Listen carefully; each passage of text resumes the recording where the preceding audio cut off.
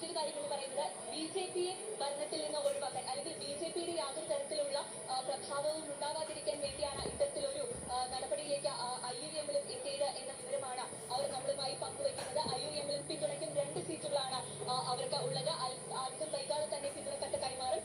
അതിനിടെ വിജയ് ഇപ്പോൾ ഗവർണറെ കണ്ടുകൊണ്ടിരിക്കുകയാണ്. അദ്ദേഹം ലോക്ഭവനിൽ എത്തിയെന്നാണ് നമ്മൾ മനസ്സിലാക്കുന്നത്.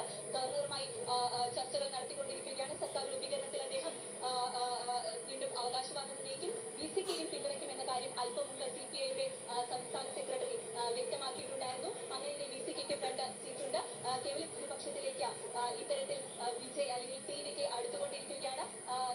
ലീഗിന്റെയും അതുപോലെ തന്നെ VCKയുടെയും ഔദ്യോഗികമായ പ്രതികരണത്തിന് വേണ്ടി മാത്രമാണ് നമ്മളിപ്പോൾ കാത്തിരിക്കുന്നത്. അതുകൂടി വന്നു കഴിഞ്ഞാൽ ഇത്തരത്തിൽ വിജയുടെ സത്യപ്രതിജ്ഞയിലേക്ക് കാര്യങ്ങളെല്ലാം തന്നെ വീണ്ടും ഞായറാഴ്ചയോ അല്ലെങ്കിൽ തിങ്കളാഴ്ചയായി സത്യപ്രതിജ്ഞ ഉണ്ടാകും എന്ന് തന്നെയാണ് നമുക്ക് അറിയാൻ കഴിയുന്നത്. ഇടതു പാർട്ടികളും ഇതുപോലെ തന്നെ പുറത്തുനിന്നാണ് സർക്കാർ രൂപീകരിക്കാൻ ക്ഷണിക്കുന്നില്ല. അത് ഭരണഘടനയുടെ 12-32 ആർട്ടിക്കിളുകളുടെ ലംഘനമാണ് എന്നതാണ് ഈ ഹർജിയിൽ ചൂണ്ടിക്കാണിക്കുന്നത്. അതുകൊണ്ട് തന്നെ എത്രയും വേഗം ഗവർണറോട് വിജയിയെ സർക്കാർ രൂപീകരണത്തിന് ക്ഷണിക്കാൻ സുപ്രീം കോടതി നിർദ്ദേശിക്കണം എന്നതാണ് ഈ ഹർജിയിൽ പരിഗണിക്കുന്നത്. അടിയന്തരമായി ആവശ്യപ്പെടുന്നത് അടിയന്തരമായി ഈ ഹർജി പരിഗണിക്കണം എന്നും ഹർജിക്കാരൻ ആവശ്യപ്പെട്ടിട്ടുണ്ട്.